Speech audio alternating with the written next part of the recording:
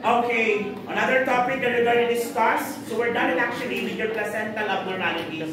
We are now going to discuss your abnormalities in the cord. Okay, abnormalities in the cord. So let us discuss the abnormalities in the cord. The first topic under this concept is your two-vessel cord. So let us review first before we proceed into this. Pag sinabi natin two-vessel cord, ilan ba dapat ang vessel sa inyong cord? There's supposed to be a 3. Isa. There is one cord, but the blood vessel is 3. Ayan. Pinagi. Paghiwalay niyo si cord sa blood vessel. Because the cord is the entire structure that contains the blood vessel. Now, in terms of the blood vessel, this is where the blood this is where the blood is passing through either towards or away from the placenta. Okay? So, ang gagamitin natin dito is the mnemonic AVA. You still remember AVA? Yes. 2 arteries and 1 vein. Nalala niyo bang general concept natin dyan? O, pag sinabi natin umbilical cord, so this connects now the fetus into the placenta, isn't it? Okay, then yung placenta, may 2 parts yan. Meron tayong Schultz, tsaka Duncan. Duncan is the maternal side, while Schultz is the fetal side, isn't it? This is where the umbilical cord is attached. Tama po ba? Yes. So, basically, the umbilical cord carries now oxygen and nutrients away and towards the fetus, isn't it? Yes, ngayon, basic concept tayo. Pag sinabi natin normal 3 vessel, ano ang function ng 2 arteries? Carries oxygenated or deoxygenated? Emphasize ko to sa mga lecture to before.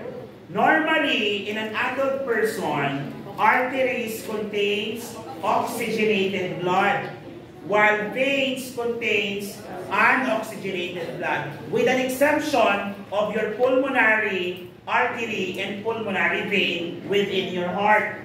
Sa heart natin, meron tayong tinatawag na pulmonary artery, which is the only artery in the body that contains unoxygenated blood, while the pulmonary vein contains oxygenated blood. That is the concept kung adult. Pero pag bata, anong konsepto natin? Arteries carries deoxygenated or unoxygenated, while the one vein carries oxygenated. So basically, yung vein, yung nutrients galing kay placenta, papunta kay fetus. Pag nagamit na ni fetus, blood will go back through your arteries into the placenta, and it goes to the mother's circulation. Babalik na siya doon sa artery, oxygenated, then veins, unoxygenated. Very basic yan. Do not forget that. I-remind ko na naman kayo dyan pagdating na naman natin sa mga pediatric disorders. Kasi by finals, puro tayong pediatric disorders. Sakit sa puso, sakit sa dugo, sakit sa baga, sakit sa neuro, sakit sa mga buto, sakit sa muscle. Yun ang mga pag-usapan. Lahat ng system, isipin nyo. Lahat yon. Ganon karami pag-usapan natin sakit sa finance. Okay, including your tetralogy of Fallot. Sa mga nawakan ko, medyo na-discuss ko na partially yung tetralogy of Fallot eh. Kung natatanda. So general concepts, only 2 vessels instead of unusual 3 are present, wherein there is only 1 artery and 1 vein. So single umbilical artery, yung tinatawag nating SUA, can occur when one of the 2 arteries fails to develop, leading to a 2-vessel cord. The good thing about this condition is that since artery carries unoxygenated blood, while veins carries oxygenated blood, ang maganda nito, may taga-alis at may taga-balik pa din. Tama? Kasi ang nawawala is artery. Ang problema kung nawala yung vein. Kasi kung nawala yung vein, wala nang magdadala ng nutrients and oxygen. Expect that the baby will be terminated. Mamamatay siya, stillbirth. But in this case, ang nangyari, imbis na AVA, Va na lang. Wala na isang kasi hindi na-develop. So majority of the pregnancies with the two-vessel result, we still have deliver a healthy babies. Okay? A healthy babies pa rin, unless magkaroon ng complications. Now, how are we going to diagnose the condition? The condition is diagnosed through, guess what?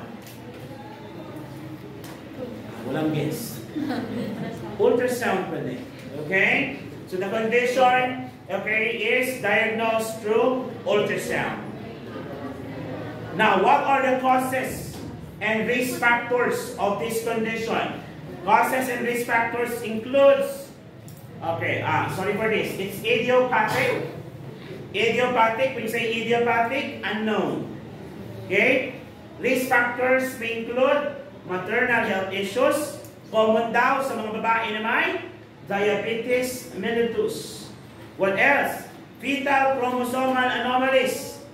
Ang bata ay pinanganak na may Down syndrome. What is the other name for Down syndrome again? Trisomy 21. Okay? And multiple gestation, wherein very rarely a two-vessel cord may occur in one of the fetus. Malas naman mo. Di ba kadalasan ganon, mas mahina talaga yung isang kambal.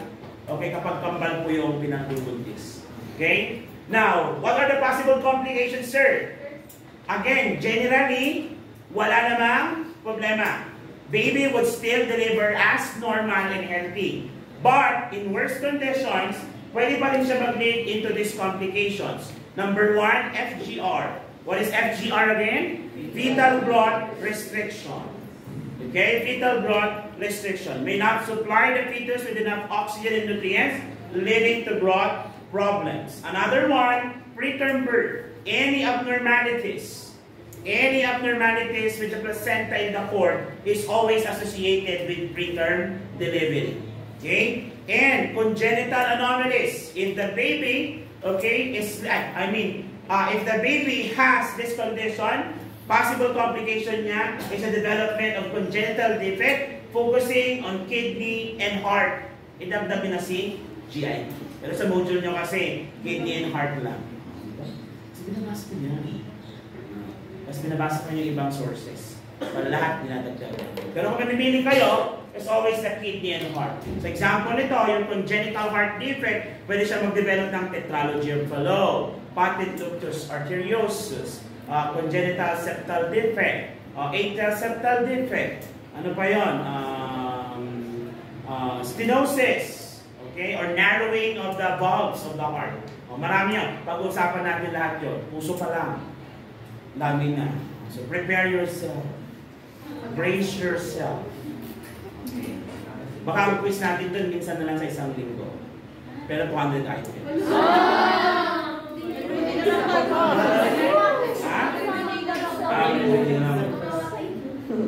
Wala kayong choice talaga. Ako gusto ko ma-discuss ko lahat.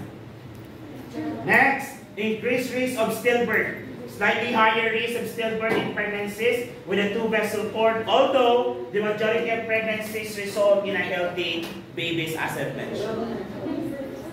Now, how are we going to manage the condition? Napicture mo na ba? Sige. Okay ba ako dyan? Okay. Kailangan pogi-pogi ako dyan na pag-pamit ka, magsira ko mo. Okay na? Sige, management tayo. We're almost done. Alam ko naman yun ang gusto niyo marinig. Diyan kayo magaling. Kasi wala naman naghintay sa'yo sa bahay. Okay. Frequent ultrasound is necessary. Balikan na naman natin. Prenatal check-up. Ilan? 1, diba? Prenatal check-up na yun dapat. 8 dapat yan. In every check-up, as much as possible, we monitor it with ultrasound. Okay? To identify fetal abnormalities. Next, non-stress test, CPG. Monitor, okay, to evaluate the fetal heart rate and ensure fetal well-being, especially if the pregnancy is approaching the term. Amniotic fluid index is also done. Okay? So amniotic fluid index is done, monitoring amniotic fluid. Levels is crucial as a reduced amniotic fluid or oligohydramnios can be associated with 2 vessel port. Kung maalala nyo nung first grading, discuss kong oligohydramnios. Pag ang babae may oligohydramnios, anong pwedeng sakit na develop sa bata? Acute kidney failure. Yung tinatawag nating pyelonephropathy. Ang pyelonephropathy, meron siyang tinatawag na underdeveloped kidneys. And this is associated with oligohydramnios, which makes sense kasi oligohydramnios is also associated with ano to? Associated with, anong pinag-discuss natin? 2-vessel port. 2-vessel port commonly leads into congenital defects as a complication, which is your heart and kidney defects. So may relationship lahat. Okay? So sana napapansin niyo yung mga yon kung if you are being observant at talagang inaaral ng mga topics. Okay? Okay na tayo? Handa na bang umuwi, Miss De Rosario? Any question? Clarification? Violent reaction? And we're done.